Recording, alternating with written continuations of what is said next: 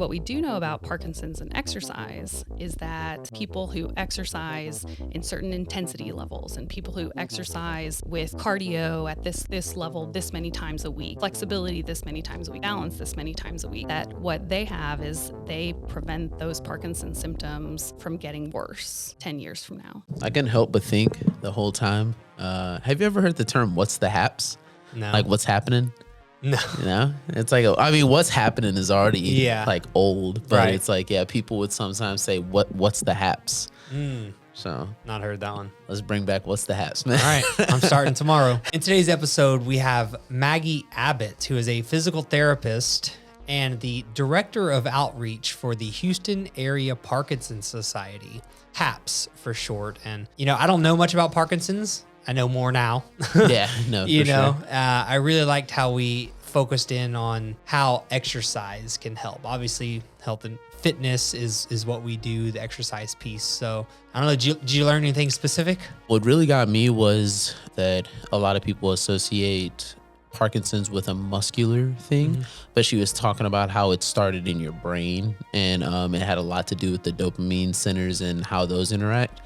That was something new to me because I thought it was strictly like some sort of, I thought it was muscle first, then brain. And then, you know, the way that she explained it, she did a really good job of kind of clearing that up for us. Yeah, my favorite part was everything when it came to exercise, Parkinson's or not, same situation. Yes. So someone with Parkinson's or someone without, their general recommendation for exercise is the same. Now, we talked about some specific exercises that people with Parkinson's should be doing and can do to help their situation. But in general, the recommendations around cardio, strength training, flexibility, and mobility were all the same. So I found that pretty interesting. Yeah, that was pretty cool. It's like the same stuff that we talk about almost any other time. Yeah, So, yeah. exactly.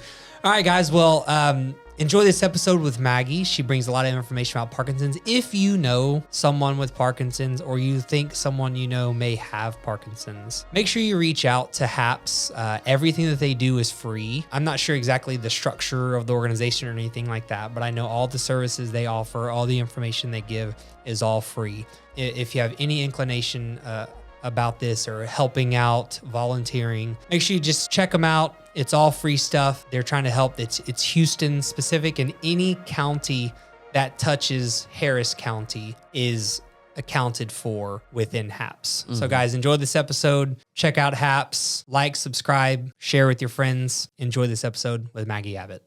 So Maggie, why don't you tell us a little bit about yourself and how you started with HAPS, and were you interested in Parkinson's for a long time, or how did this whole thing get started? Yeah, I'd love to. Thanks for having me. So my name is Maggie Abbott, and my background is as a physical therapist. I've been a PT in Texas for 14 years. I went to University of Texas at Austin, and then knew I wanted to be a physical therapist ever since I was in junior high. Basically loved like how you get to be a teacher and you get to be kind of not a psychologist, but you get to know people and you get to exercise. Didn't know I wanted to do Parkinson's as a PT, but I knew I liked Parkinson's a lot once I started doing therapy. I worked kind of in acute care and home health and hospitals, which is acute care, but hospital setting. Home health setting led to memory care. I've done outpatient, I've done aquatics, and as a PT, you can work in all those different settings. And when you work with in the hospital and home health, you end up seeing people with Parkinson's, which is just a population that I really enjoyed. I ended up meeting a friend who said her favorite thing to do was teach an exercise class for people with Parkinson's. And by the time you work in hospital setting, you really want to see people who, like, before they've broken their hip, basically. And I've always loved balance and fall prevention. Kind of found my way to HAPS through hearing my friend who taught an exercise class. When she said that, I thought that was the coolest thing. And I wanted to do that too. And kind of roundabout way, found HAPS, and I started teaching an exercise class for them. And it was just the most fun thing. So as a PT, rather than like helping people, which is a great thing and I love it, helping people on the rehab side, I started helping kind of on the prehab or on the exercise side of things. And that's one thing that HAPS does, where we teach exercise classes and anyone who has Parkinson's can come to that exercise class, and it meets once a week. And so I became one person who taught one class, and that's how I started. And that was 9 years ago. Awesome. So that's how I found HAPS, was kind of through word of mouth, which is actually how tons of people find HAPS. And so here's another way, like word of mouth, how I hope more people will find HAPS actually. That turned into me teaching 5 classes a week and then doing home health at the same time. And that turned into kind of getting a full-time job with HAPS doing outreach. So, now I work full-time for them on staff, and I go to clinics and tell people about HAPS. I try to get more people to kind of clinicians to refer people to HAPS if they have Parkinson's. I try to get more physicians aware of HAPS. So I wear lots of hats doing outreach, but a lot of it's like teaching people in the community about Parkinson's. So people who've never heard what Parkinson's is about, I do that since I got that therapist hat and kind of like a teacher, like I wanted to do as a kid. So all these kind of roundabout, things I wanted to do as a kid, as a PT, have come true, which is really cool. So it's really cool I love my job. It's not your typical like PT in the clinic job, but I get to teach exercise. I get to talk to people about Parkinson's. I get to spread the word on how exercise helps people with Parkinson's, and I'm really glad to be doing that today. So So it sounds like your initial interest was kind of a coincidence, and was it the community of people that kind of really got you deeper into it? It really is. Yeah. And people with Parkinson's, it's tough. The disease can be kind of isolating, and I can tell you more about what Parkinson's is and Sure. how people deal with it. HAPS is a really big resource for people. HAPS stands for Houston Area Parkinson's Society. And what Parkinson's is a neurodegenerative disease. It's tough to talk about it because you kind of have to learn about what the brain is, what the brain does, and you kind of have to get a neurology degree to really understand it. But Parkinson's is what we call a movement disorder. And what happens is there's a neurotransmitter or hormone in the brain called dopamine. And dopamine we've heard of in relation more to like happiness, but really dopamine affects movement centers. Dopamine does a ton for the brain and the body. And when you have Parkinson's, dopamine starts getting damaged, or the nerves that produce dopamine start getting damaged or die. So basically, when you've lost a ton of dopamine in your brain, you start developing signs and symptoms of Parkinson's. Interesting. Yeah. I feel like most people, myself included, think of Parkinson's as like a muscular problem. Yeah. And it is. So it ends up being, that's why we classify it as a movement disorder. But that's not the root. Right. The root is really, it's happening in your brain. Yeah. So Parkinson's is, something that people get diagnosed with, but really it's already, by the time you're diagnosed with it, usually you've lost 60 to 80% of the brain's dopamine at that point. Because it takes so long to realize that you have it? Is that for the symptoms to really show up, the symptoms themselves take a long time to manifest because they don't necessarily just show up as a tremor in everyone.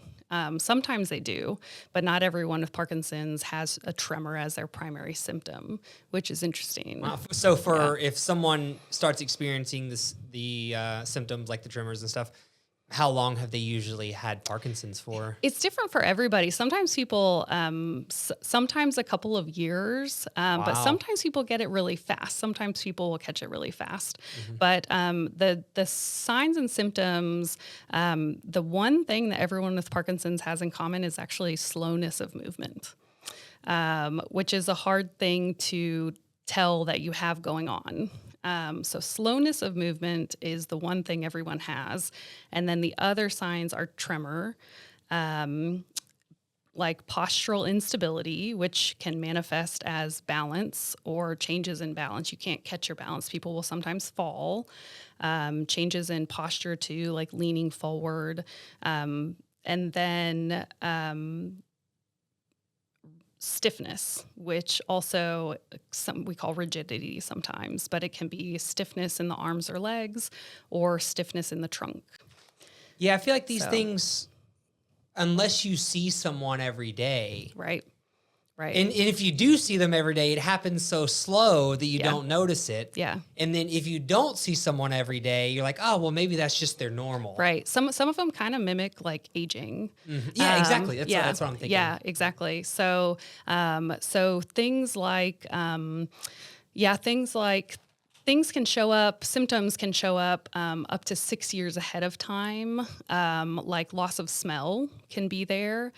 Shoulder pain can be something that shows up for people, which that's not anything we would go like, oh, I've got shoulder pain. Let me head to the neurologist. Check for Parkinson's. Yeah. And that's also, it's like when I'm telling people in the community about Parkinson's, we have a huge disclaimer of like, let's not diagnose anyone. So people go like, okay, I've had shoulder pain. I had COVID. I couldn't smell. So, do I need to go to the neurologist? No.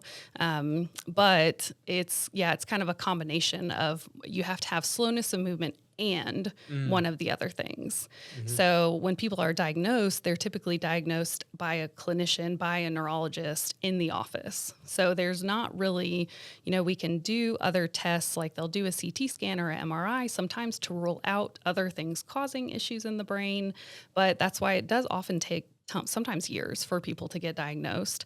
However, early diagnosis can then help prevent other issues down the road. So people will have Parkinson's and they'll live with it for decades. It can be treated and managed for a long time. There are medicines to treat it, but the dopamine in the brain will continue to diminish. The dopamine will continue to die. There's no cure for Parkinson's.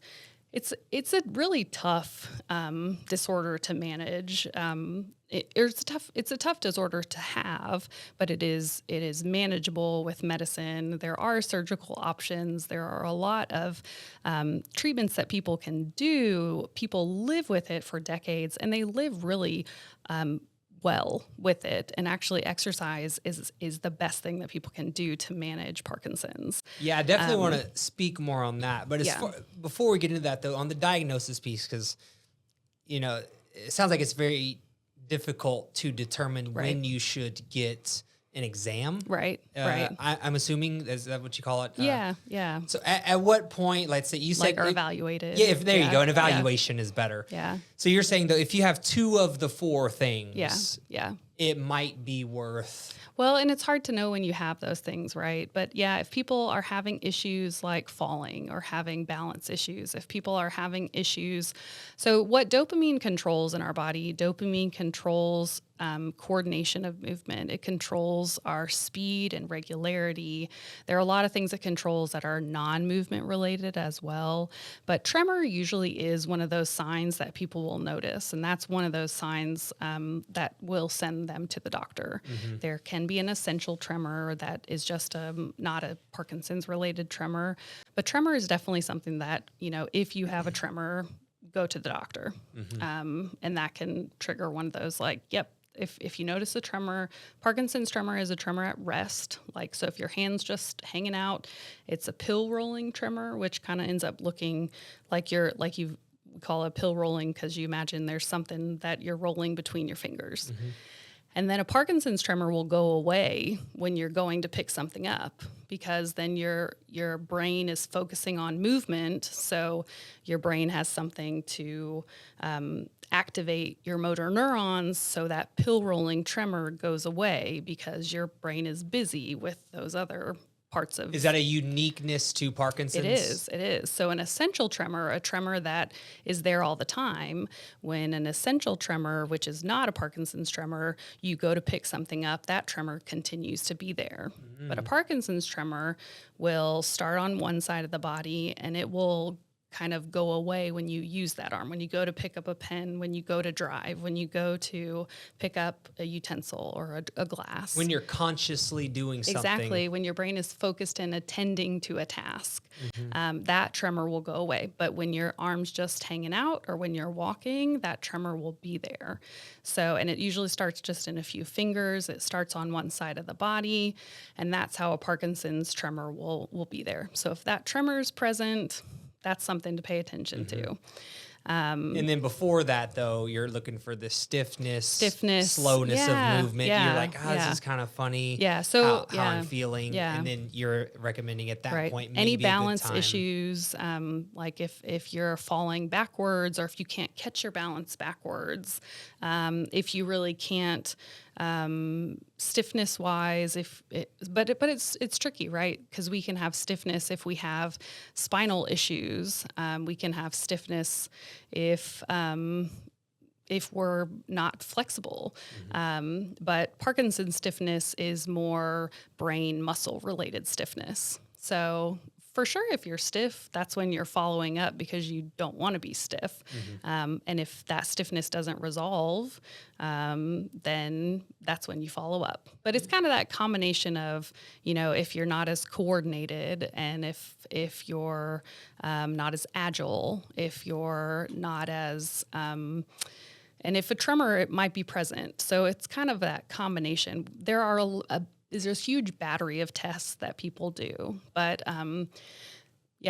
you'd want to follow up also, if there's any kind of family history. But Parkinson's doesn't necessarily run in families as like the primary thing.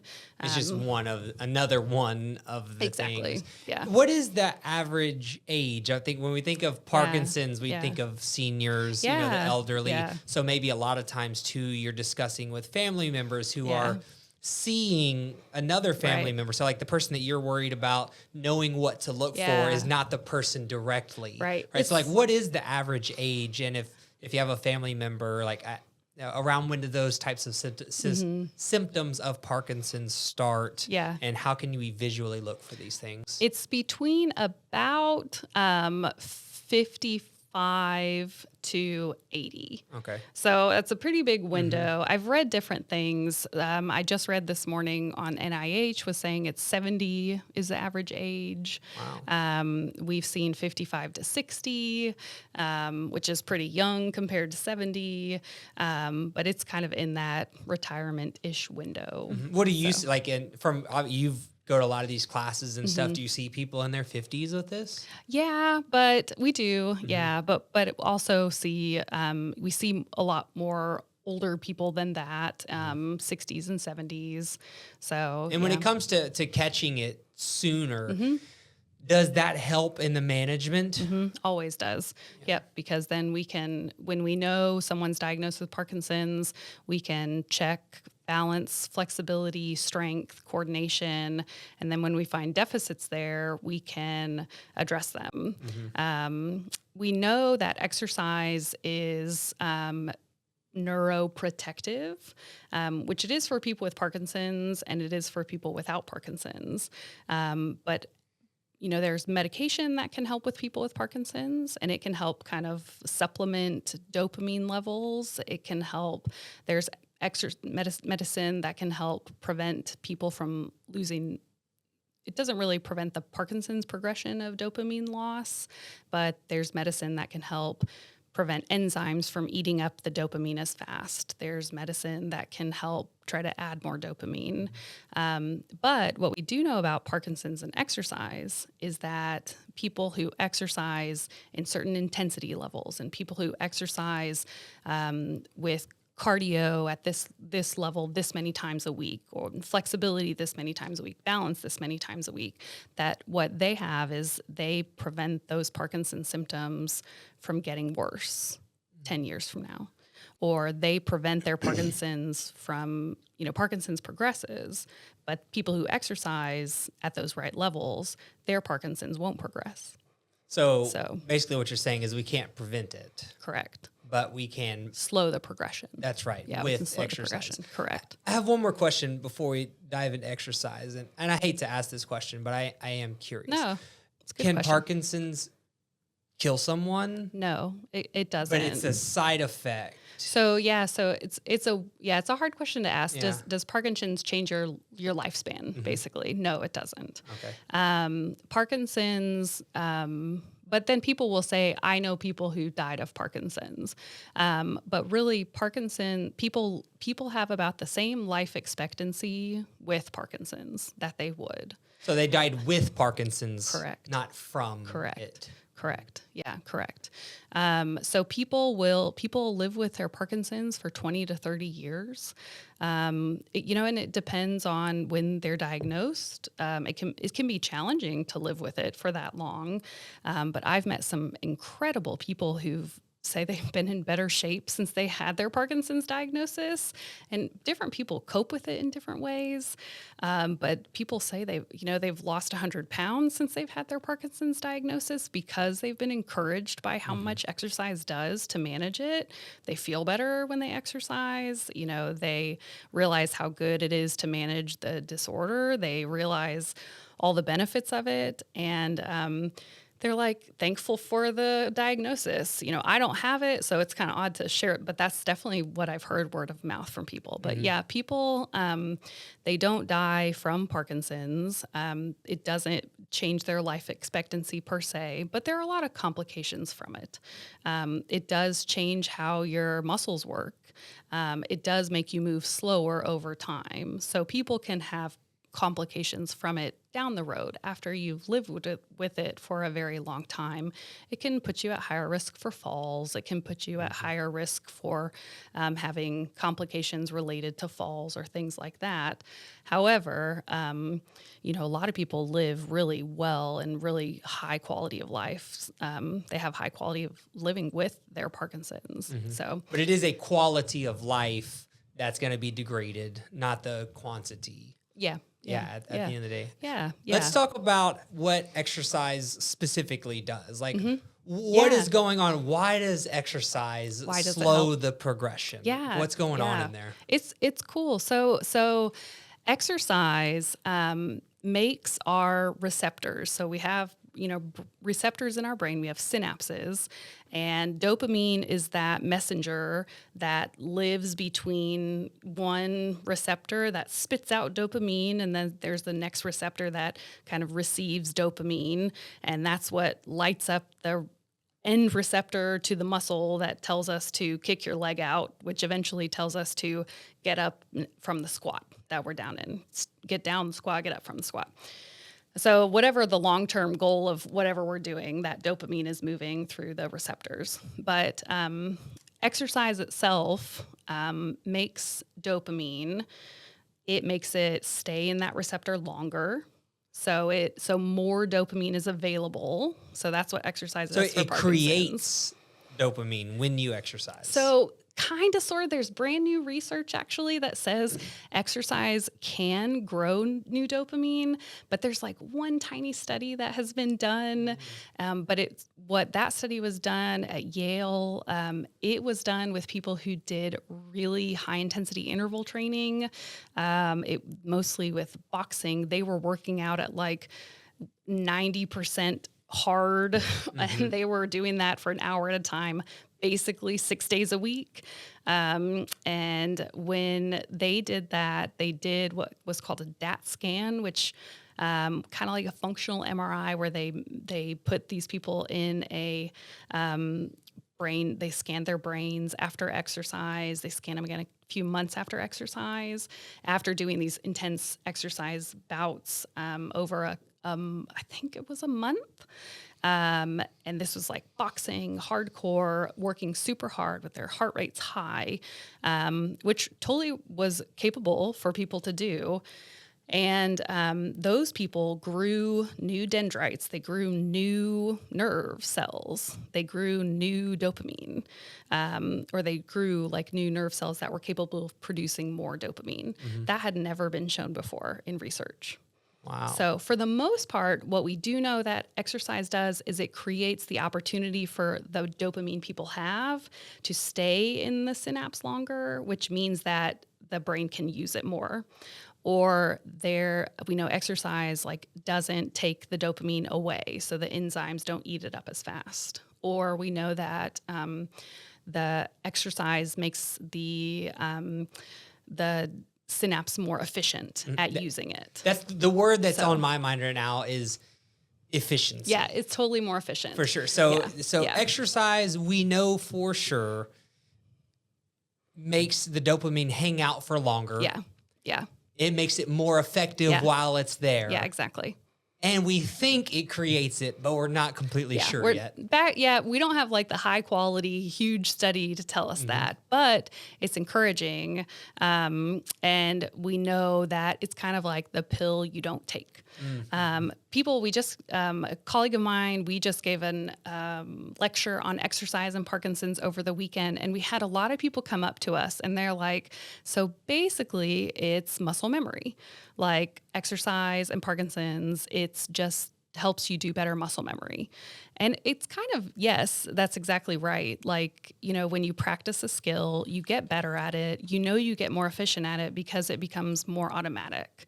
So that's kind of exactly true, right? You have a new exercise you're practicing, you have to think about it for a long time, and then all of a sudden you find yourself just doing it more automatically, not having to think about it.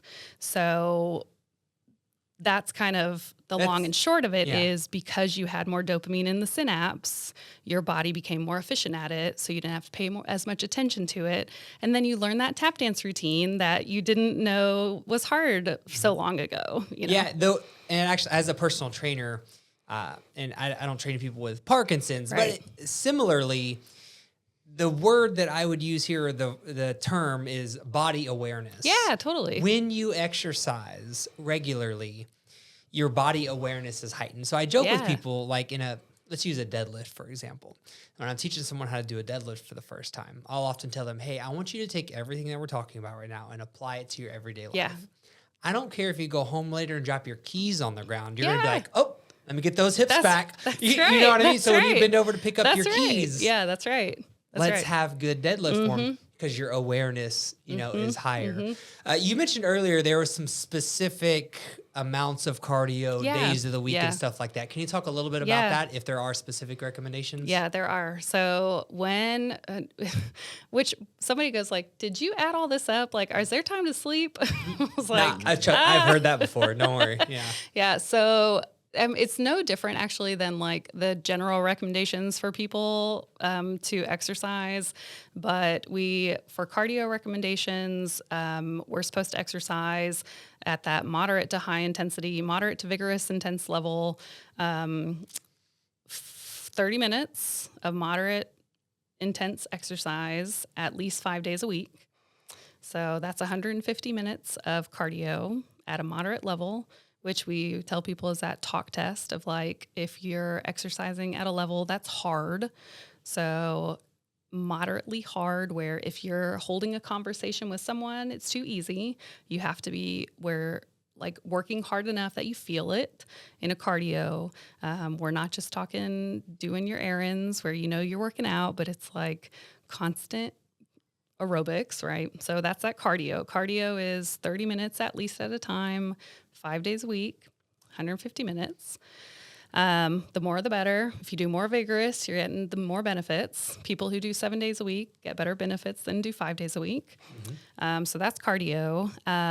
So they're the four realms. There's the cardio, flexibility work. We want people doing at least 2 to 3 days a week of flexibility work. We want them doing 30 to 40, really 60-minute sessions at a time. So we want 2 to 3 hours a week of flexibility.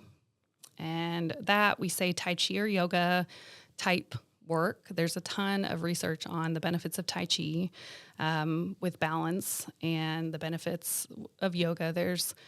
But people are tough on yoga because they're scared kind of the word, but there's a lot of benefit of both. We also have exercise classes that are like yoga for Parkinson's and Tai Chi for Parkinson's. So we're okay with saying those things because you can just join our classes and follow our teacher who knows how to teach you those things. Who's teaching specifically. Yeah.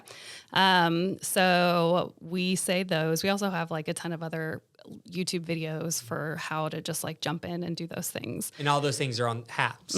Yeah, they're Houston on Area Parkinson's Society YouTube channel. Yeah, you can like go to our website and we've got our little like YouTube button and you can just go to YouTube, search like stretch or search flexibility, and you can find a million videos you can watch. Awesome.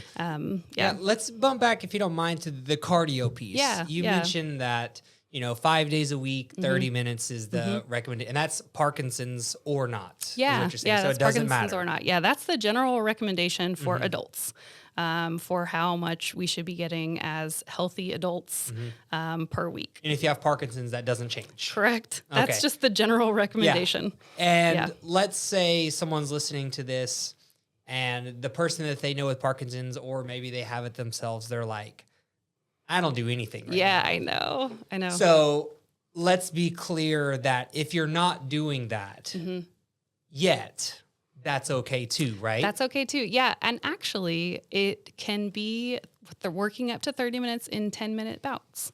So we don't have to do 30 minutes at a time. We can also just work at up to 10 minutes, up to 3 times a day. Love it. Yeah, and that's totally intimidating, and I don't do that all the time.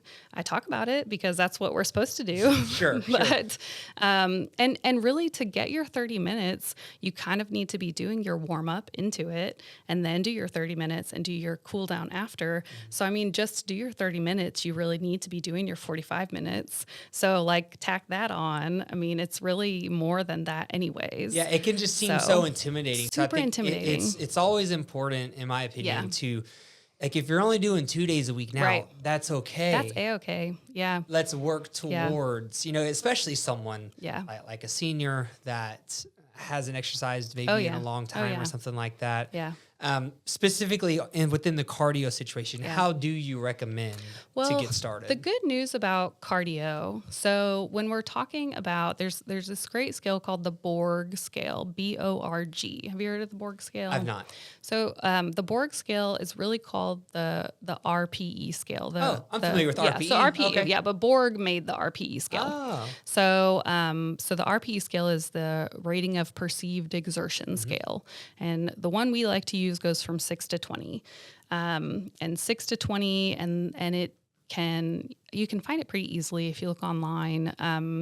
The Heart Association has it. There are a lot of different versions, but if you find one, you can find one that even has like the definition of what is 6, and the ones we're looking for where we want people to be is level 12 to 13. Okay. And that's a moderate, hard level. And that's where you're getting, but you can also work at a light level too. But the talk test and the Borg scale go pretty similar together. But for some people, just like getting off the couch and walking to the toilet to go to the bathroom, that's going to be a part of your cardio.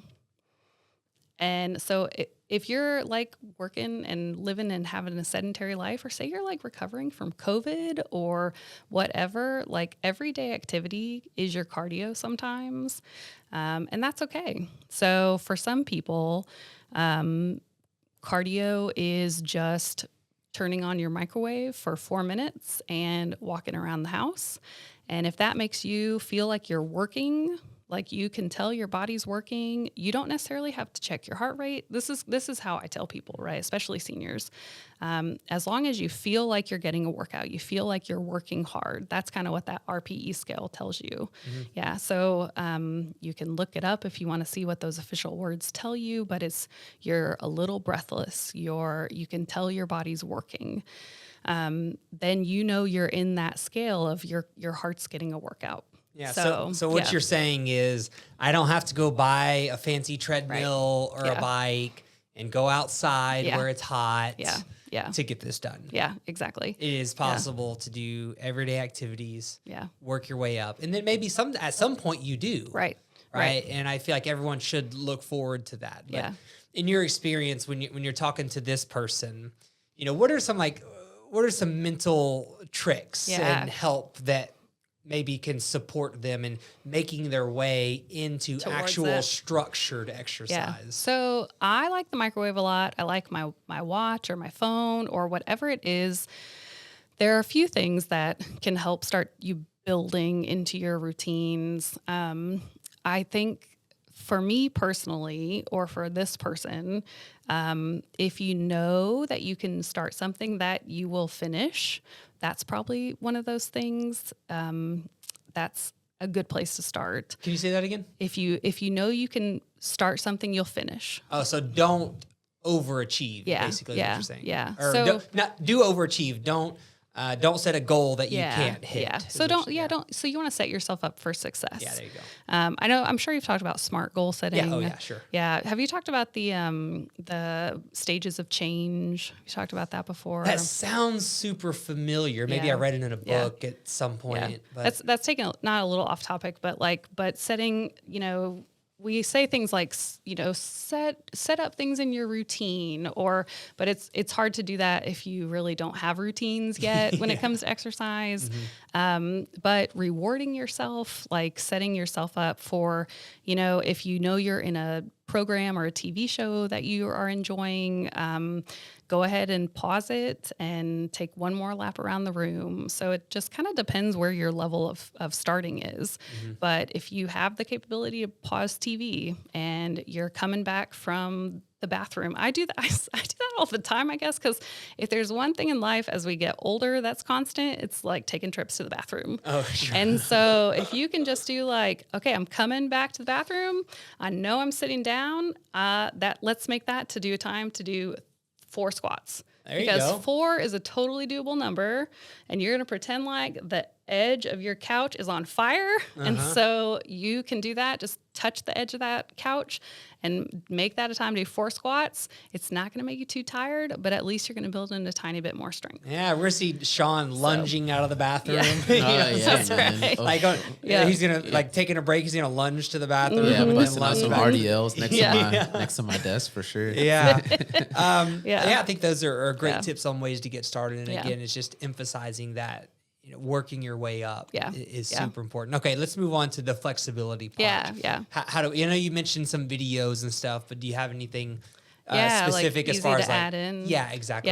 Yeah. So, and I guess we can kind of figure out where is this person in their house or things like that. But flexibility wise, Parkinson's really mimics kind of older age in a way of what gets tight but flexibility wise, we want people doing that 2 to 3 times a week. We want sessions to be worked up to being about 45 minutes long at a time. They can be as short as 20 minutes, but sometimes it's find what's tight, find what's feeling restricted on you, and is that the thing you need to do every day? But just kind of like cardio, flexibility work needs to work for you. So it's, what is it on you that's the problem? If your stiffness is on your left side and is stiff because it's you being tight there because you're in your car a certain way or you're at your computer a certain way, it just needs to be built in for you.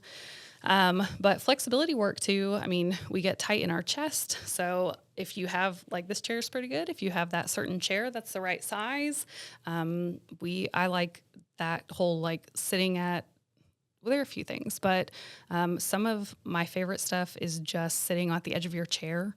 So trying not to let the chair hold you, but making sure you're sitting in the chair. That can be turning left and right and just holding a little bit of breathing and turning so that you open up your connective tissue and using your breath to really work open into your spine, let your spine open through your breathing. Our breath can do a lot to open our connective tissue that gets tight overnight. Trying to do flexibility work in the evenings because it's when you're going to be the loosest in a way. But flexibility work in terms of Parkinson's, there's a lot of stiffness in the spine, and then there's a lot of postural stiffness. We also have, hip flexor tightness and then tightness in the calves.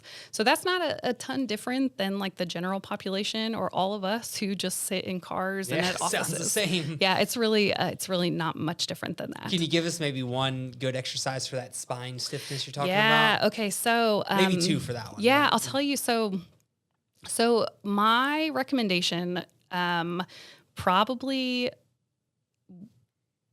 instead of just doing a like static turn and hold type stretch, I really encourage people to do more of a like connective tissue moving kind of stretch plus a hold stretch.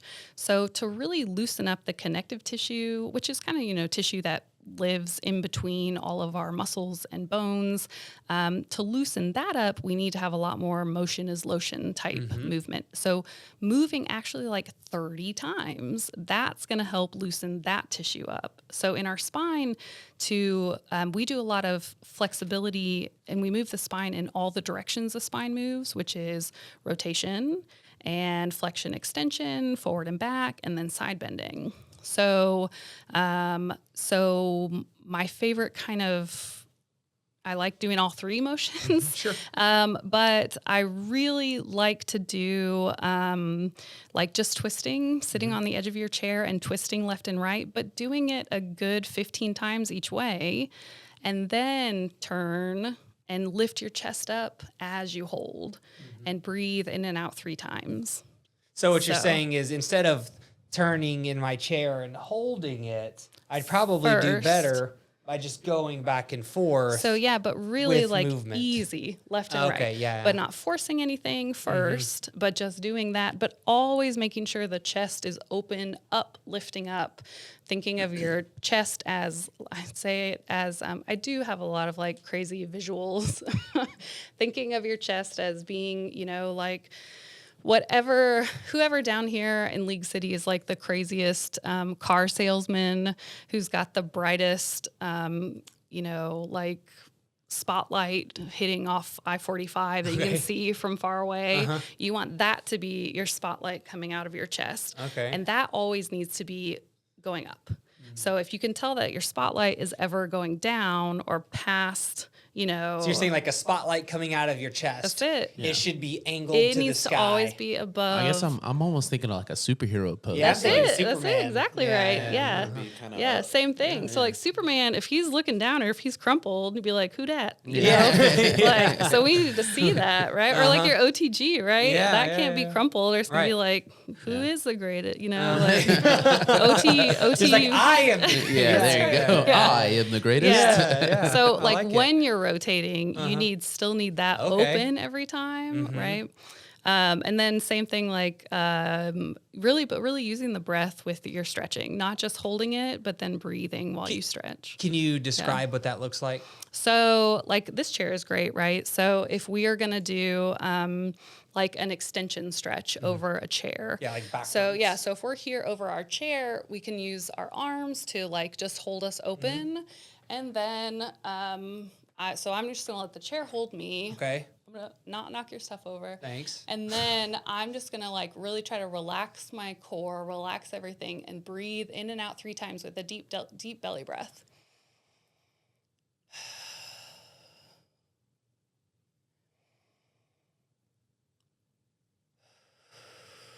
And do you feel yourself like sinking a little deeper each time? Yeah. So like as I breathe in, I feel like it opens a little bit more.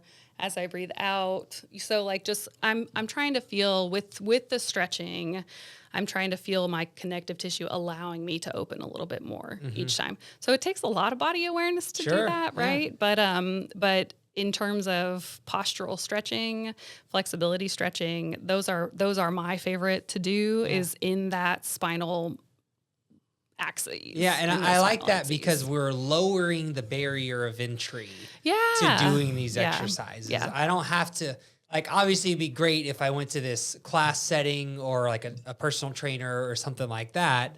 But also a lot of this stuff can be done at home. Yeah. On your own time. Yeah. 10 minutes here, 10 minutes there, kind of like you were saying earlier. So you mentioned there, did you say there were 4 pieces to the exercise thing? So there's cardio, flexibility, balance is one of them. Okay. Balance, the others are all like 2 to 3 times a week for about an hour each. Okay. So balance, we want people working on that 2 to 3 times a week. And then, the other is multitasking, and that like kind of multitasking agility, that kind of goes with balance. And I could be just like getting it mixed up. Well, could you give us an example of the of balance, like how someone? Because Yeah. I'm assuming that in the balance situation is probably for someone with Parkinson's. Yeah, is that one's a probably tough one to be like, really, go home and practice. Yeah. So like, what yeah. can someone do? So that one is kind of we typically say like, okay, you should probably be working on that with a trainer, with a therapist, or we want to make sure you kind of know what you're doing before you do it. But balance is also something you can do in a Tai Chi class. You can do it in a boxing class. You can do it kind of mixed in with other things. And the beauty actually of a lot of these exercises is like in boxing, you get cardio, balance, agility, and multitasking. In Tai Chi, you get strength and balance. In yoga, you get strength and sometimes cardio and balance. So you do kind of get all these things if you just do in Zumba or dance, you can get a lot of these. In water aerobics, you get a lot of these. So there is a lot of crossover, and it's not too impossible to get it. I think if people are doing like 3 to 4 classes a week, that's a ton, you know. But really, they still need to be doing some stuff that's personalized for them. Yeah. So strength, balance, flexibility. Strength is the one that we. Oh, that's that we the other missed one. ear- Yeah, that's the other one. I was gonna get through Yeah. this, and then I was gonna ask, Yeah. like, is Yeah. strength the last piece? Yeah. So, but yeah, the balance, and in general, we want people working with someone who's a therapist and then who's a trainer, or someone who's a therapist at least once a year, just to like make sure you're getting everything checked for you.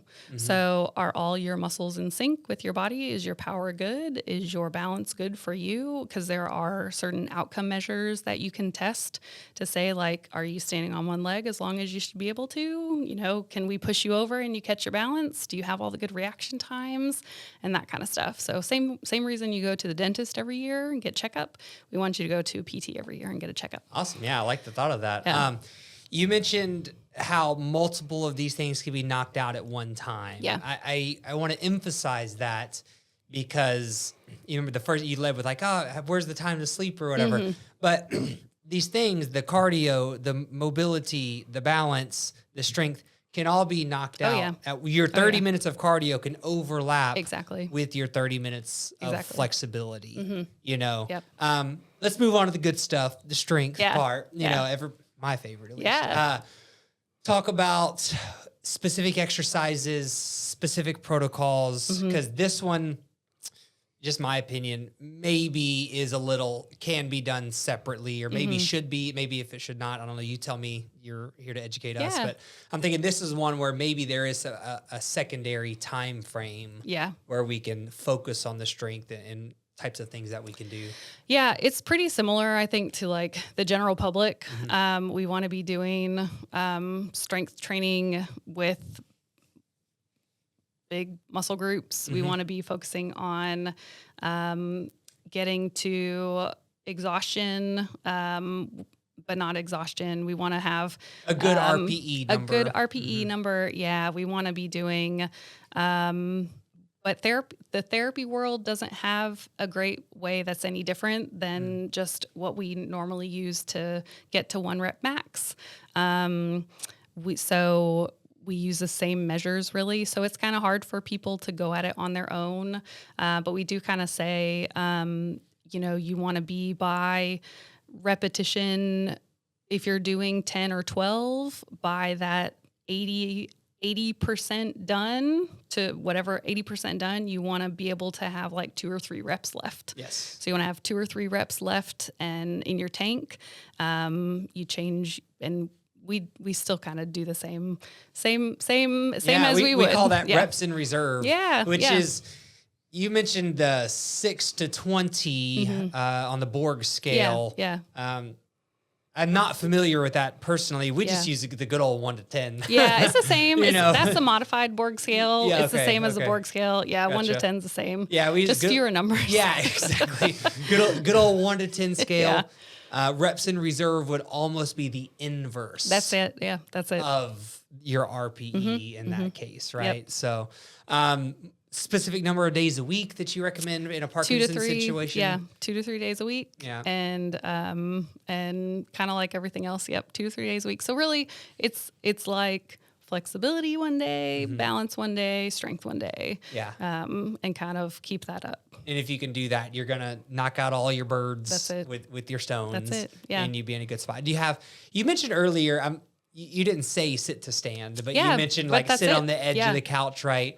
And so that's one really good strength Yeah. exercise. Can you give us maybe, I don't know, at least one more for lower body and Yeah. then maybe a couple for upper body as well? Yeah, so sit to stand we do in my class every single time.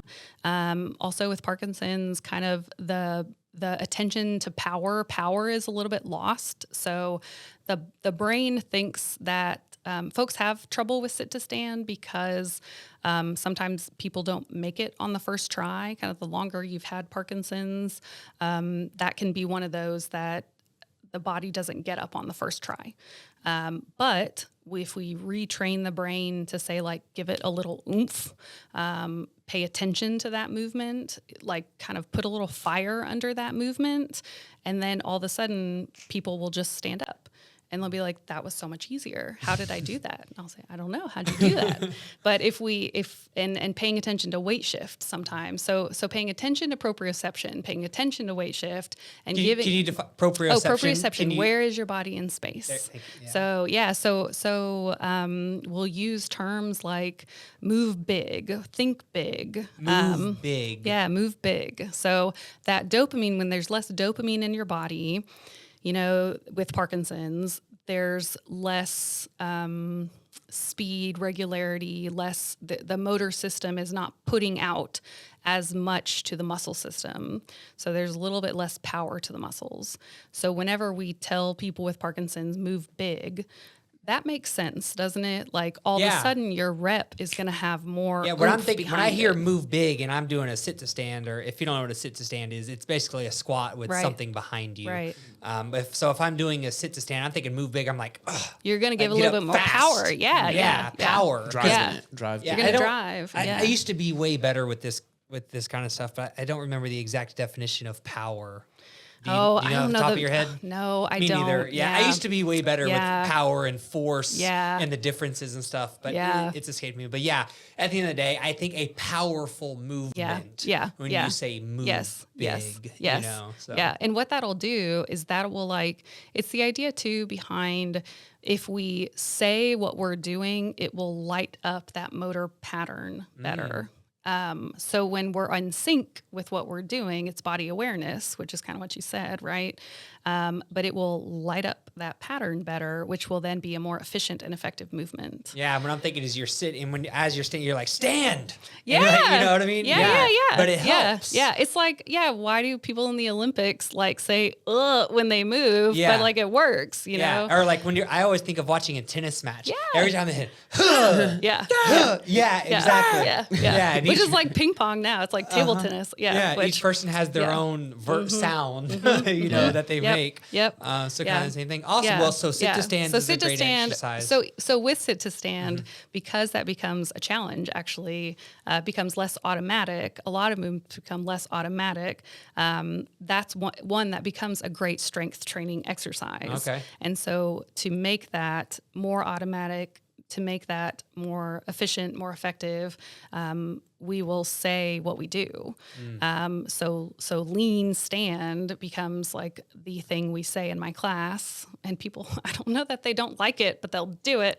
Sure, I tell them yeah. to do it, which It works. It's not too much information, but I don't know. It's interesting because it works whether you have Parkinson's or not. But when you have Parkinson's, it's a necessity. It's almost like you need it more. You need it more. Yeah. You do. Yeah. So sit to stand is the number one strength training exercise we have to do every time. Okay. Because it's something that we need to keep automatic because it's something we do all the time. It's the most functional thing we do. We get off the toilet, we get out of the chair, It's we funny get out of the 'cause car. people don't think of that as an exercise. But it is. But it is. And it's a squat. It's everything. Yeah. Yeah, exactly. Like so you're saying. since it's so Yeah. important, can we talk a little bit about how to progress? Yeah. So we're at a sit to stand. We can't do it now. Yeah. Yeah. What do I do? So besides, I make sit to stand like a 12-step program. Okay. Yeah. Let's talk about it. We'll do things like we'll practice scooting to the edge of the chair. Okay, We'll perfect. scoot 12 times first. We'll shimmy first, then we'll scoot. We'll stomp our legs first. So a lot of the like weight shifting part of it, becoming aware of weight shifting. We'll practice like leaning our bodies, and imagine we have a 12-pound medicine ball behind us and lean first. So just practicing like the weight shifting that our body goes through. We'll change the height of what chair we're in. And actually some of the chairs we sit in just naturally are the lowest chairs, the lowest, squeakiest, flimsiest chairs you'd never sit someone in, and those are the ones we just have to sit in anyway. So I'm like, this is great, you guys. Like, lucky us. Yeah, you need core engagement just to sit in this thing. Yeah, that's exactly right. Yeah. Yeah. So those are some of the challenges you would naturally put someone in. You'd put them in a lower chair to make it harder. You'd put them in a higher chair to make it easier. So the steps, getting from the back of the chair to the front of the chair. And then, gosh, we practice squats all day long. We practice squats with TheraBands around our legs to make it harder to engage pelvic muscles. We practice squats till our legs fall off, basically. Yeah, well, I really like how, I was thinking of my personal trainer brain, I guess. Yeah. I'm thinking of like high box, low box. Yeah. Body weight, then weight, but you're talking about like scooting to the edge of the I chair. know, So if you're listening to this and you can't do a sit to stand, like no fear, like Yeah. don't worry. Yeah. There are things that you can do to yeah. move in the right direction. Yeah. We're talking about sliding to the edge of the chair and sliding back. Yeah. And that is like 10 of those is your set. That is 10 reps of going to the front, going to the back. And is that kind of your standard 10 reps, couple sets? Yeah, or we'll what do do you 10. think? Yeah, we'll do 10. We'll do 8. We'll do 12. We'll do 20. But no, I usually do 8 to 10. 8 to 10. Yeah. And then, but no, that's funny you say that, because it's the functional difference, but I think that's also because when I worked in the hospital, we would always tell people, okay, scoot to, you're lying in a bed, and then we're like, all right, scoot to the edge of the bed. And they're like, nobody scoots to the edge of a bed. Nobody practices that. People get out of bed. You just do. Yeah, you just go. So I'm always like, all right, if you're ever in the hospital, the first thing you get asked is scooting. So we're going to practice scooting just because for funsies, you know, it's a lost art by the time you get to be older. So it's just kind of and it's a really good hip mobility exercise just to keep your hips from getting too locked up. And losing hip mobility also changes your balance a little bit too. So I don't know. I kind of just have a soft spot for hip scooting. Yeah, no, I love that. I think that's great. And then once you can do 3 sets of 10 on the scoots, then we're going to go to, you said stomping. We stomp so a lot. Stomp your feet back and forth. Like, there, I'm assuming you're thinking about trying to get your knees as high as you can. We do, Generate some force into the ground. So stomping also is kind of a Parkinson specific exercise because standing or while seated. I'm thinking of while seated. Yeah, we do both. We stomp to wake up the nervous system from the farthest parts of our body. So when you stomp, it tells your brain where you are in space. It tells your brain where's the farthest parts of you. Gives your brain a better picture of where you are. So then when it's time to stand up, your brain knows where your feet are better. And it also is good for just kind of waking the feet up. But yeah, it's a good way to get the body ready. Yeah, I feel like it's good for the balance part also. It's great for balance because proprioception, where are you in space? That's one of our 3 systems of balance. Besides our vision and our inner ear, our vestibular system. So yeah, this is kind of our prep to get up. Our prep, get ready to get out of the chair is stomp your feet, flick your hands, which is let's find our nervous system from the very tips of our nervous, like how far away is our nervous system from our brain. So those aren't quite strength exercises. Those are kind of like nervous system exercises. And nobody really does those. Yeah, how interesting. Yeah, but those are great ones if you're ever feeling, people will actually say if you're ever feeling like you need a reset of your nervous system, they'll say scratch your head, flick your hands. and stomp your feet, or, we'll slap our knees sometimes, which is to kind of tingle and wake up your hands. But that kind of wakes up your proprioceptive system. Wow. So there's a little extra tidbit, non-Parkinson's related, but kind of Parkinson's related. Yeah, it definitely is, So for sure. it's interesting. So we had the sit-to-stands and sit-to-stand and is stomping. Is stomping. Yep, stomping. Do you have one more kind of more strength-focused? So I really like, I think lunging is fantastic. Okay. Lunging sideways. We actually include stomping with a lot of stuff, but lunging sideways, lunging forward, a little step back, actually, which is not really a lunge, but kind of. And then standing, like arm exercises. I love a good row, a row and pull back to engage the shoulder blades. I love like an external rotation at the shoulders. So kind of those scapular engaging type exercises. And so a row, you're defining a row as anything where you're pulling towards you against resistance. Yeah. Right. Yeah. So you guys are using bands. Well, we kind of don't use anything actually. We just do the like good isometric. Oh. I mean, more to like isometrically engage the scapula. So that grab pull. Sometimes we'll do with like a nice lean forward, pull back. So And then a you're good just core squeezing at engagement, the back. squeeze. Yep. Yeah. And so, and while you're doing this, especially in a Parkinson's situation, you've heard of the mind muscle connection thing, right? Is that really what's going on here? You're trying to you're doing it without any resistance. You're trying to tell someone I want you to think about the muscles that are being used as your elbow is moving backwards. Yeah, definitely. And definitely. we like to say, pretend like you're like when we're in the gym, right? With a beginner, pretend like you're elbowing someone behind you. Yeah. Like hit them hard. Yeah. You know what I'm saying? Yeah. I also use I'm trying to get elbows to touch each other. I'm trying to get an external rotation moment all the time because we have a lot of like your forward and in. So I'm trying to get kind of a lot of like chest opening, which is a lot of thoracic extension because we've got a lot of forward flexed spines. So I'm always going for like thoracic spinal mobility with everything I do. So there's a lot of spine movement even when I'm doing arm movement. So it's always like a 3-for-1. Yeah. So you're focused on compound exercises, though it sounds. You're Yeah. trying to move multiple joints at one time. Are there benefits to isolation exercises also as needed, or do you just not too worried about those? Yeah. Well, and this is strength. So I guess I'll do scapular mobility also just for mobility to keep range of motion going. And then when we're doing it for strength, we'll do wall push-ups. Okay. We'll do therabands. And we'll turn that into balance. So I'll kind of turn the same exercise into balance some days, into strength some days, but I really do like a good wall push-up for scapular work. And I do like TheraBand resistance for scapular work for external rotation. So taking that TheraBand and putting it, around the outsides of your arms for external rotation, and then taking the TheraBand and either putting it around the door and pulling. So those are probably my favorite upper body exercises just because they're functional, good for keeping your shoulders healthy.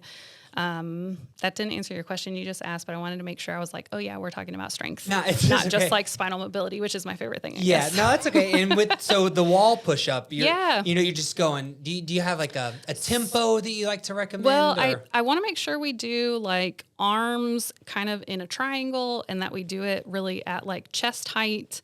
No, tempo is so different for everybody. I just make them count to whatever I say my tempo is. Okay, I got you. I guess it's always just Maggie in charge. Okay, yeah. And it probably obviously a lot of this depends on the person, It right? does, So, yeah. Well, that being said, can we talk about, you mentioned the videos, you mentioned the classes, but where can someone go to find these resources? Great segue. So we've got at HAPS, HAPS is local. It's Houston only, which is what makes it really cool and unique. It's not a national organization. So we've got a really good comprehensive website, which is haps.org, HAPS.org, and that's where you can find everything.